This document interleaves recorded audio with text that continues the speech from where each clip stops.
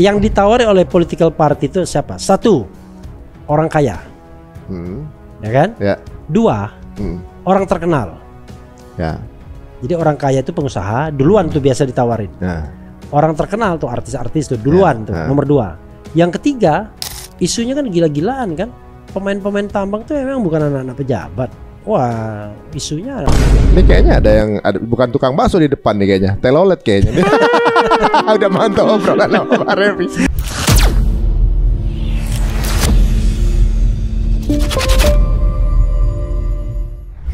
Di keadaan pemerintahan yang semuanya satu suara, tanpa oposisi, gitu ya, dan masyarakat hanya jadi penonton loh sekarang, gitu. Walaupun misalnya contoh di Jakarta nih kan sebenarnya masih banyak yang memilih Pak Anies misalkan. Tapi kan mekanisme membuat dia nggak bisa dipilih oleh pendukungnya, walaupun dari angka banyak gitu. Jadi mestinya sistem dan mekanisme ini adalah mengakomodir suara rakyat. Sekarang kan sistem ini mengakomodir suara partai. Jadi bunyinya seperti itu. Tapi kan seperti Bang Refy bilang, politik ini bisa kejadian depan atau belakang. Berarti kita diminta untuk nggak baper juga nih. Kita cuma saja penonton. Respon dan sikap apa yang mesti kita lakukan melihat drama ini? Gini, kalau menjadi penonton saya nggak setuju, ya kan? Kita itu pakai nasihat Rasul aja, ya kan? Kalau mampu dengan pedang, lisan, minimal hati yang menolak. Jangan hati menolak udah selama-lama. Dia go forward lagi apa? Dia jadi protektor banyak dari kezaliman, ya kan? Kan minimal Anda hati menolak. Ini nggak hanya hati menolak, tapi dia jadi protektor, jadi defender dari kezaliman. Nah, itu kita doakan lah husnul khotimah tetap ya.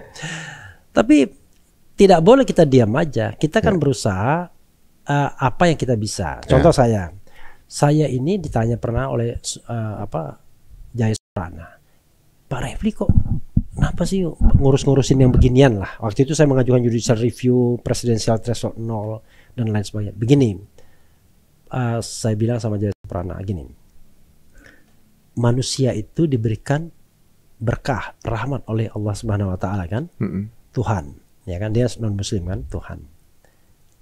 Ada berkah harta, saya nggak punya banyak harta, saya bilang, karena itu ya saya terbatas untuk mendermakan harta, ya kan? Ada lagi ilmu. Nah, saya diberikan kesempatan sekolah S1, S2, S2, S3. Jadi saya punya 4 gelar. Masa Anda nggak mau mendermakan ilmu pengetahuan Anda? Dosa loh. Iya kan? Nah, itu yang bisa saya dermakan. Kalau saya menjadi safety player, padahal saya tahu itu nggak benar, misalnya, kan dosa saya. Sehingga bagi saya, ya ini kewajiban profetik aja, ya kan? Kewajiban profetik, ya rezeki Allah Subhanahu Wa Taala, ya kan? Kalau sekarang rezekinya dari YouTube, ya udah kita nikmati. Padahal dulu rezekinya lebih gede karena dari lawyer kan, lawyering jauh lebih besar. Kenapa ngambil ini kan gitu? Iya, pendapatan lawyering sekali lawyering bisa setahun YouTube. YouTube nggak usah kerja lagi kan gitu. Nah, soalnya kalau mikirin monetize YouTube mah nggak fair itu kan sebenarnya kan. Makanya, nah karena itu ya sudah. Kalau saya malah kadang-kadang saya ketawa. Ini high risk low return, ya kan? Kadang-kadang kita beraktivitas kan high risk no return, ya kan? Tetapi kalau ini kemudian mendapatkan pahala bagi kita, kemudian membuat batin kita jauh lebih enak, kenapa kita nggak jalankan? Nah, Masya Allah, itu dia. Iya kan? Itu dia. Semut Ibrahim menjadinya. Iya, kan itu aja. Nah, cuman terus terang, sebagai manusia kan kita ini kan selalu khawatir kalau tidak ditutupi karena Allah, ya kan? Ya, aib-aib kita ini keterbongkar semua. Tapi one thing for sure, aib itu jangan sampai korupsi, kan begitu?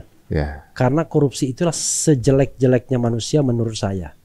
Karena korupsi itu tidak hanya menghilangkan hak individual, tapi hak masyarakat. Jadi one day saya diceritakan kakaknya Ali bin Abi Thalib, ya. Saya cuma dapat cerita ya, mau minta uang sama Ali bin Abi Thalib yang khalifah, kan begitu. Lalu kata Ali bin Abi Thalib gini, kita ke pasar aja, cari toko yang ramai itu, lalu kita rampok. Heran kan kakaknya. Oh kalau enggak kita cari aja rumah orang kaya. Nah orang kaya itu kita rampok. Loh, kan saya kan cuma minta uang dari kamu. Kan kamu kan bisa menyisihkan dari uang yang ini. Awalnya dia ini gajinya dikasih separuh, dibelah 2. Loh, kan dia nggak mau dong gajinya separuh. Dia maksudnya dia bisa nggak diambilkan dari kas negara ya kayak orang korup lah kan gitu. Kadang bagi kita kadang-kadang bos gitu kan bisa bagi-bagi duit. Dia bilang begitu kita. Maksudnya apa? Nah itulah katanya. Kalau kamu ngambil uang negara ini ya, kamu melukai tidak hanya orang mampu tapi orang miskin, dan itu dosanya lebih banyak. Kan ini untuk orang hajat hidup orang banyak. Untuk hajat hidup orang banyak. Kalau kamu merampok orang kaya itu cuma orang kaya itu aja yang dirugikan. Bayangkan saking dia. Iya kan? Kalau kita ketawa-ketawa aja menggunakan uang negara kan. Kayak nggak ada beban, karena nggak ada yang lihat gitu ya. Nggak ada beban. Bahkan main tambang nggak ada beban dan malah ketawa ya kan. Saya malah dengar ceramah dari Ustadz kalau nggak salah. Mestinya kita itu yang kemudian memilih seseorang dan kemudian ada indikasi orang tersebut korupsi.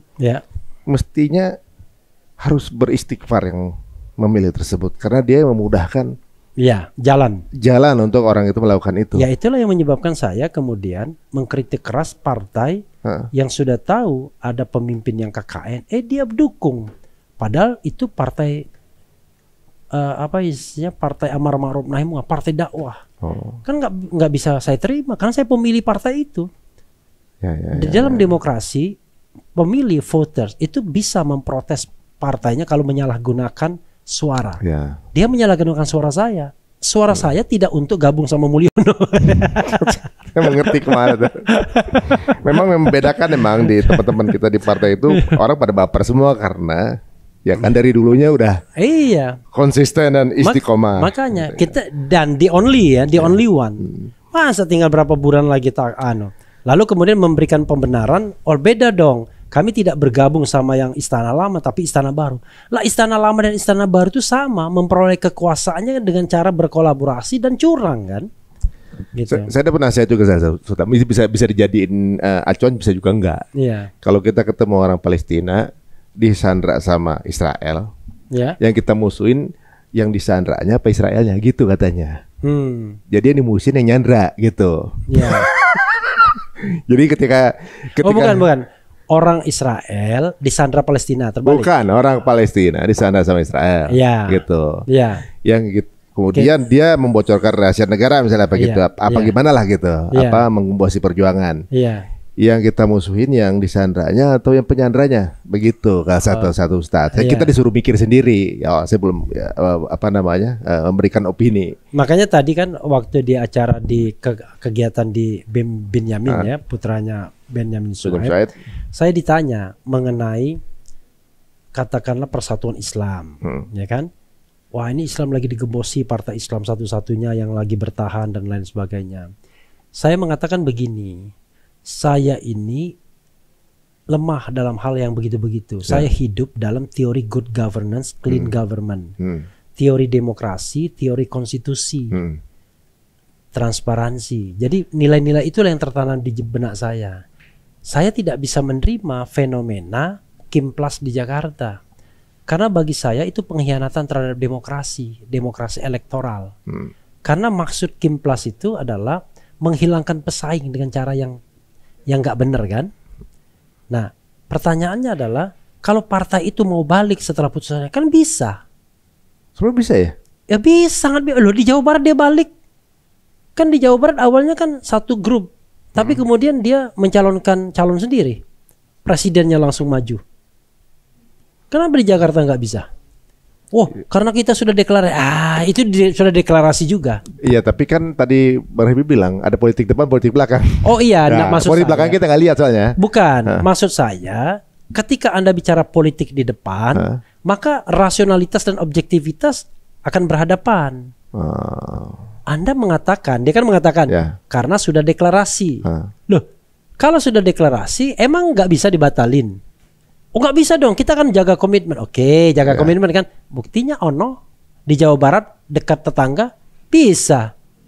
Kan awalnya kan Deddy Mulyadi calon tunggalnya Kimplas, tapi kemudian tiba-tiba narik diri, nyalon sendiri kan.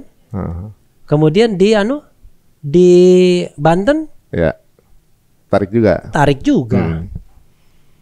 Ya pasti ada alasan-alasan politis yang ya belakang lagi tadi. Oh, sederhana. Ujung-ujungnya adalah karena Anda tertarik dengan kursi kekuasaan. Dan kursi kekuasaan tersebut menjadi legitimasi bagi Anda untuk katanya memperjuangkan agama. Kan begitu? Wah, kalau itu ukurannya saya bilang saya nggak bisa ikut-ikutan. Karena saya bodoh dalam hal seperti itu. Yang saya tahu adalah Anda harus pegang value nilai. Value Anda demokrasi, ya kan? Keadilan. Jadi hal-hal yang curang saya nggak bisa terima. Karena bagi saya ketika Anda gabung dalam satu kolam Istana Lama dan Istana Baru, maka Anda nggak punya value lagi. Anda tidak membedakan diri dengan partai-partai yang kita sudah kritik sebelumnya. Jadi nggak ada lagi. Karena itu jangan salahkan saya kalau saya marah, dalam tanda kutip ya marahnya ya. Karena dulu kalau saya pemilih, ya kan. Tapi kan di Sumatera Utara kita nggak punya kesepakatan dengan yang calon satunya. Emang ada kewajiban kalau calon satunya nggak sepakat lalu Anda harus memilih calon yang ini? Kalau Anda tahu calon ini adalah simbol dari KKN dan lain sebagainya. Kan golput pun nggak ada masalah. Kami tidak memilih karena dua calon ini buruk, ya kan? Dan kami tidak cukup suara kami untuk mencalonkan sendiri. Kan boleh. Oh, ada pertimbangan-pertimbangan. Nanti dia bilang pertimbangannya mudarat, manfaat dan lain sebagainya. Nah, itu yang saya tidak tahu. Yang saya tahu adalah once Anda mendukung sono, saya akan narik dukungan. Once Anda gabung ke kolam, saya narik dukungan. Dan rasionalitas itulah yang kemudian dipegang banyak orang. Benar nggak? Tapi banyak dong. Memang sekarang kayaknya banyak yang lagi nggak punya pilihan partai. Iya. Makanya coblos 3 itu, coblos ketiganya, coblos semuanya, gercos, gerakan coblos semuanya. Iya kan? Iya benar-benar. Ini menarik ya ngobrol sama Bang Refli, sebenarnya ini bisa panjang banget sih. Dan memang walaupun saya berusaha menahan, beliau memang bablas ini ya. Ini luar biasa. Dan sepertinya saya tidak bablas. Saya ngomong apa adanya.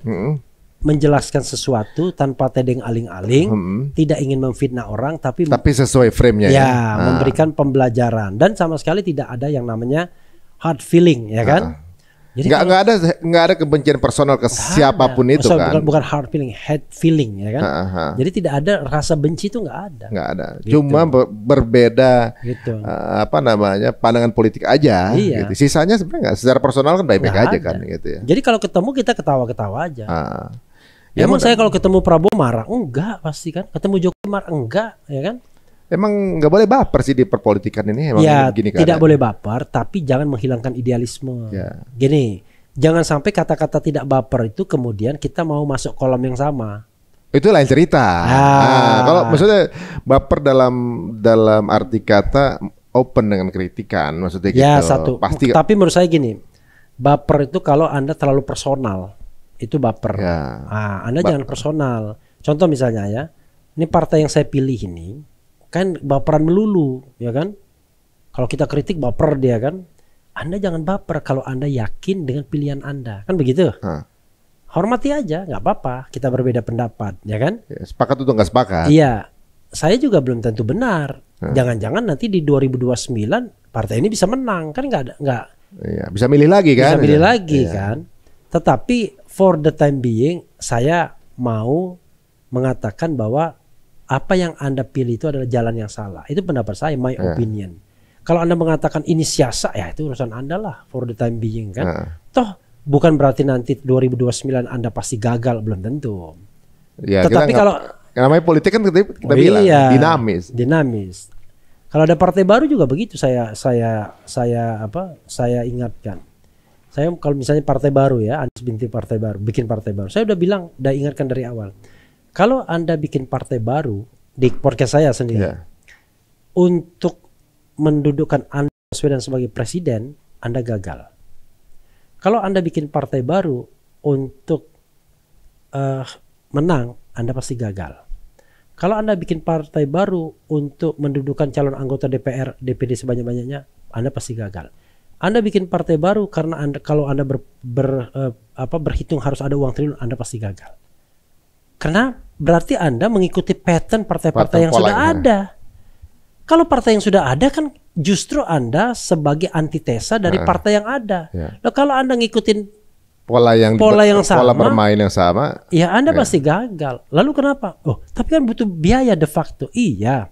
Tapi kalau Anda bisa memancing, menggalang partisipasi, maka uang itu akan crowdfunding, people fundraising. Kayak gaya Obama dulu ya. Iya, memang nggak gede. Tapi kadang-kadang kalau kita lihat partai-partai kan banyak mewah-mewahnya aja. Coba lihat tuh fasilitas ketuanya gila-gilaan dan lain sebagainya. Kalau sederhana kita pakai media sosial untuk pakai Zoom kalau meeting dan lain sebagainya, emang nggak bisa. Ini kantor partai aja layak banget di sini. Boleh nih. Jadi niatan apa yang paling cocok untuk kalau bikin partai? Value. Ya. Value. Nah, value apa yang Anda inginkan? Kalau partai Anies kan value perubahan, tentu perubahan yang lebih baik. Itu kan sunatullah. Yang baik tetap dipertahankan. Itu yang namanya change and continuity. Yang jelek ada kemungkinan kan diperbaikin. Kalau nggak bisa diperbaikin diganti. Anies sudah menjelaskan itu makna perubahan itu. Nggak akan ada perubahan itu totally ganti, itu nggak ada. Proses. Iya, pasti ada beberapa pilihan. Sesuatu yang rusak itu apakah Anda mau diganti atau diperbaiki. Ya kan? Kayak kendaraan kan ada, itu kan ada option. Nah, kalau yang bagus ya sudah terus dilanjutkan. Kan itu kan sunatullah sebenarnya. Nah, pertanyaannya adalah kenapa orang kemudian tidak mau mengubah yang jelek? Karena yang jelek itu menguntungkan. Sudut pandang siapa dulu nih? Ya, itu tadi oligarki partai politik. Contoh misalnya, kenapa orang mempertahankan threshold di dalam pilkada, dalam pilpres? Kan lucu banget kan partai politik ini. Dikasih putusan MK kok nggak bahagia? Theoretically kan bahagia. Gara-gara putusan MK mereka bisa nyalon sendiri. 8 partai politik itu kan. Mestinya langsung kemudian buru-buru untuk nyalonin sendiri kan. Waduh, kami kan kata-kata mereka panggung depannya mereka, kita main logika aja. Wah, setiap partai politik pasti ingin mencalonkan kadernya, kan begitu. Kami punya kader si X dan lain sebagainya dan lain semua. Lah, begitu dikasih MK jalan, nggak muncul juga itu kader. Malah mencalonkan kader partai lain. Pertanyaannya why? Berarti Anda memelihara oligarki politik yang menguntungkan Anda. Nggak peduli masa Anda keleweran di mana-mana, yang penting saya aman, bisa jadi menteri, nggak diapa-apain dan lain sebagainya. Nah, sistem politik itulah yang harus diubah kalau ada kekuasaan baru, kekuatan baru. Ya kan? Jadi contoh misalnya kita bicara fenomena partai. Partai sekarang ini feodal, individual, personal, you name it. Tidak ada partai politik yang ada kompetisi internalnya ketika memilih ketua umum. Mulai dari kemudian partai, kemudian ya semua partai lah, nggak ada demokrasi internalnya. Oke? Feodal, bergantung pada satu orang. Personifikasi mas. Iya. Bagaimana hasil begini tergantung pada si X. Capek jadi kita dengarnya. Di monarki dong jatuhnya. Ya, bukan. Itu paradoks.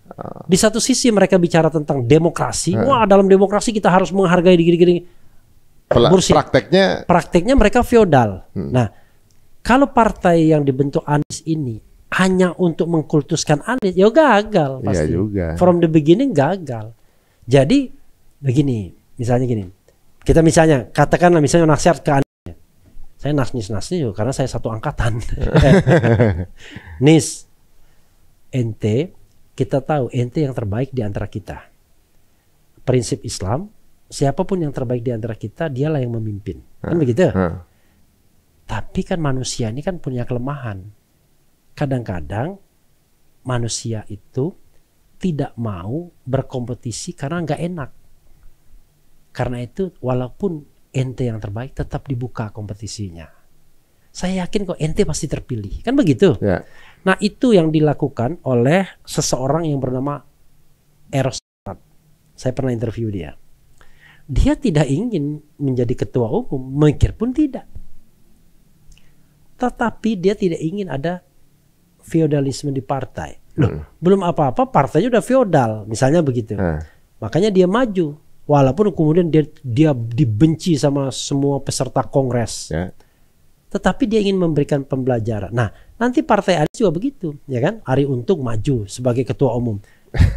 Mas, saya maju paling suara saya 1 doang, tapi ini lebih baik, ya kan? Daripada nanti calon tunggal satu. Kedua, harus ada pembatasan berapa kali seorang ketua umum dipilih. Jangan seperti partai yang reformis itu, katanya reformasi. Ketua umum 2 kali, tetapi kalau diminta bisa 3 kali, bisa 4 kali. Itu namanya sontoloyo. Kenapa? Akhirnya diciptakan sebuah kondisi di mana seperti diminta. Iya, orang tergantung. Padahal untuk mengatakan dia diminta itu kan bayar. Kan DPD dan lain sebagainya itu udah rahasia umum, dibayarin satu-satu. Pengkondisian gitu ya? Rusak negara ini. Bayangkan from the beginning, dari rootnya akarnya udah rusak. Gitu. Ya jadi kalau dilihat seolah-olah ya memang ya sama seperti ini saya sebelumnya, bahwa penanganannya ini seperti menangani sebuah corporate ya.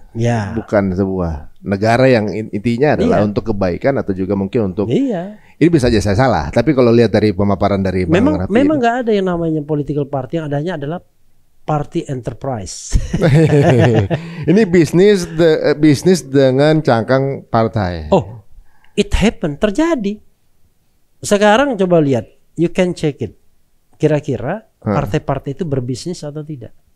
Ya bagaimana mau baliknya? Makanya akhirnya yang paling bisa diandalkan adalah mereka yang mau bisa melakukan fundraising, dipilih sebagai ketua umum partai, yang bisa memelihara partai tersebut dengan uang, dan uang itulah yang menggaransi partai itu akan tetap lolos parliamentary threshold dan lain sebagainya. Kan rusak. Kenapa? Karena ambisi dia adalah uang dan kekuasaan. Gagal partai itu. As a political party dia gagal.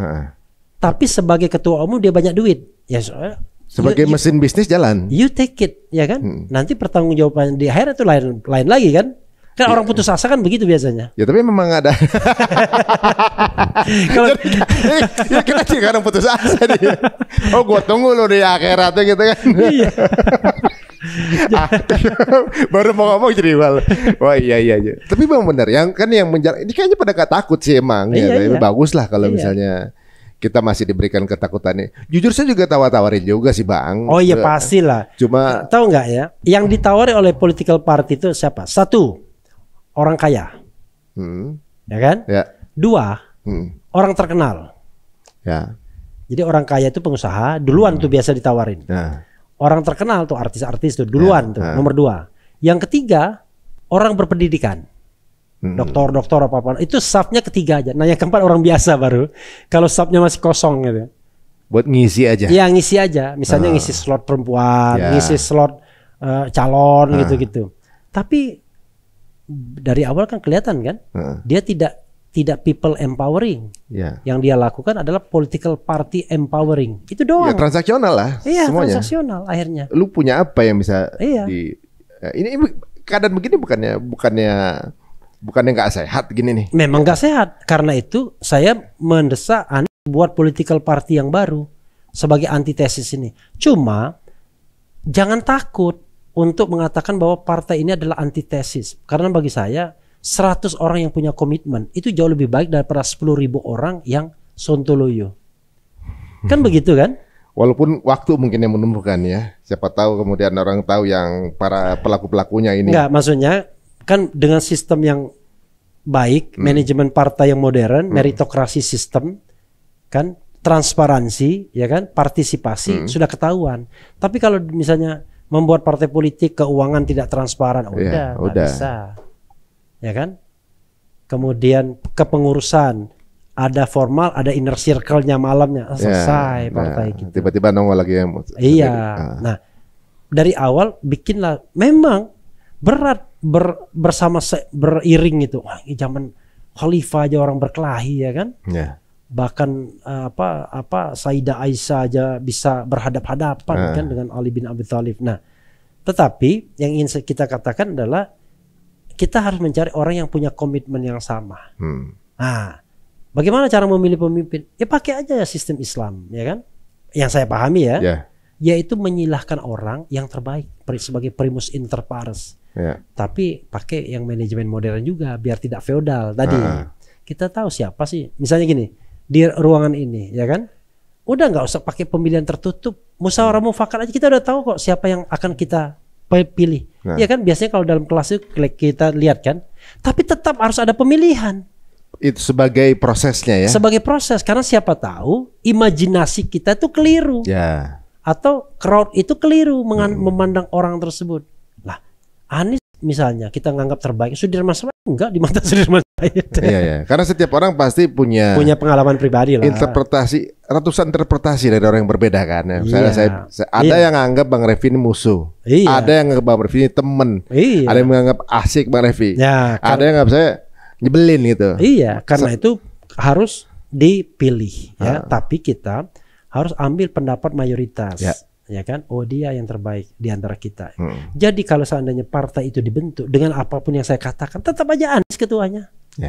Karena dari 3 syarat itu satu syarat hanya Anies yang miliki. 1, tokoh. 3-tiganya jangan-jangan dia tokoh. Kedua, momentum. Momentum itu setelah 98 kayaknya inilah momentum untuk membentuk partai politik. Tapi momentum itu hanya untuk Anies dan doang. Kenapa alasannya? Ya karena tokoh tadi. Tokoh, momentum, dan kemudian partisipasi publik atau dukungan publik. Sekarang you name it, tokoh yang Anda letakkan untuk bikin partai politik, let's say Amin Rais, selesai, nggak ada. Ketokohannya sudah surut, orang nggak kenal lagi, momentumnya nggak ada dia. Tapi ini Anies sekarang ini. Kalau Anies tidak memanfaatkan ini, lewat dia bisa. Dengan berlalu gone with the wind, berlalu bersama angin bisa. Oh, jadi keputusan untuk nggak mengikuti satu partai pun ada satu sisi cerah juga sebenarnya. Oh, bagus menurut saya. Ya. Karena partai sekarang ya kita bilang brengsek semua. Ini kayak drama ya. Waduh, ini kayaknya kita bakal ngobrol lagi kayak Bang nih, Bang. Oke. Ini menarik ya. Jadi ini justru jadi dramanya jauh lebih seru dibanding yang saya pikir ya. Karena mungkin kalau lihat di permukaan doang dan ternyata. Karena gini, kita ini tidak punya kemampuan apa-apa karena kita bukan penguasa. Sehingga kita menumpahkan segala ide, pikiran, kasak kusuk, ya kan? Kemudian kesalahan, ya kan? Perspektif, opini. Ya di sini aja.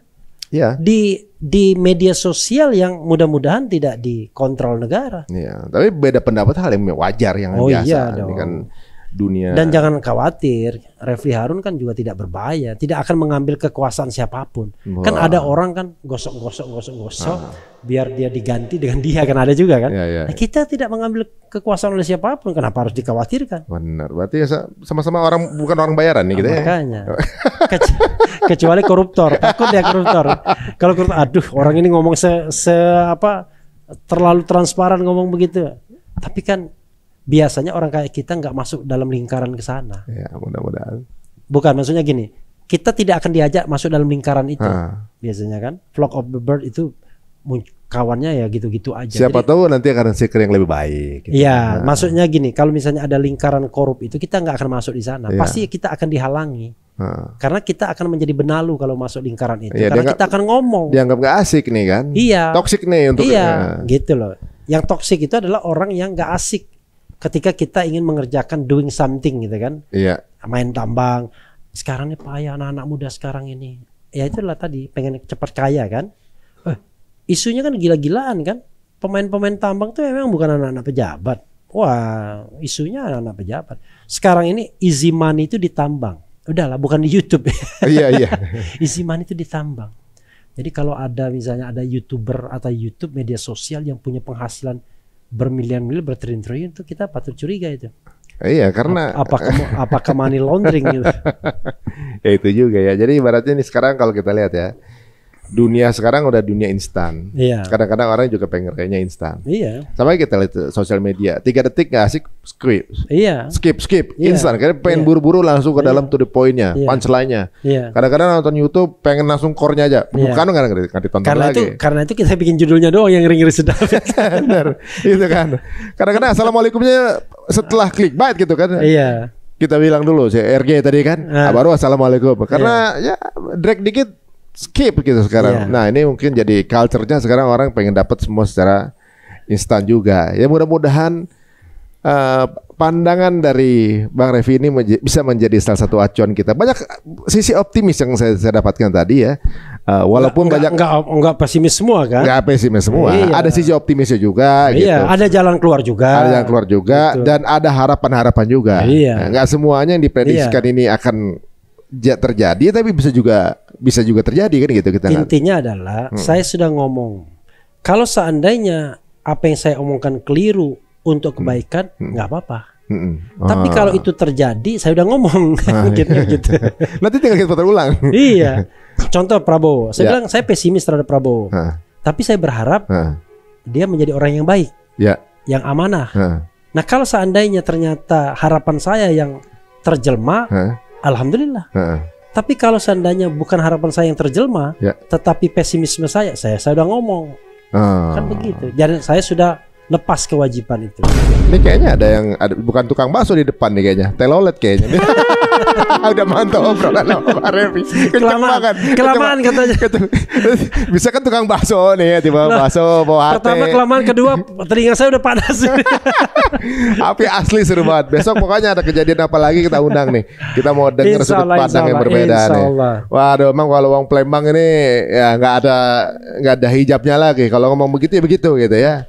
Insya Allah. Mudah-mudahan diberikan kemudahan Bang amin, untuk segalanya ya. Terima kasih untuk mengedukasi umat ya, mengedukasi banyak orang gitu ya, bahwa tetap ada harapan di setiap kegelapan ada titik cerang, insya Allah mudah-mudahan. Nah kalau seandainya titik cerah itu untuk semua rakyat, ya kita juga menikmati juga kan? Iya benar. Tapi kan kalau misalnya sekarang semuanya serba gelap nih, kan Ustadz bilang kalau udah gelapnya pekat, bentar lagi matahari terbit. Nah, ada lilin sedikit pun kita nikmati. Iya. Waduh, terima kasih nih Bang waktunya ya. Oke, makasih. Dan teman-teman, jika dirasa ini menarik pembahasannya, silakan share sebanyak-banyaknya ya. Jangan khawatir. Saya nggak akan untuk monetize segala macam. Lagi nggak bisa dimonetize akun gua kok. Langsung aja share sebanyak-banyaknya teman-teman semuanya, untuk ya supaya kita ya lebih optimis lagi dan bahagia dalam melihat drama yang terjadi seperti ini. Minimal ini pasti sejarah akan mencatat apa yang terjadi sekarang ini dimanapun ya sebenarnya. Tapi pastikan we are on the right side, insya Allah. Sampai ketemu lagi di episode berikutnya. Assalamualaikum warahmatullahi wabarakatuh. Waalaikumsalam warahmatullahi wabarakatuh.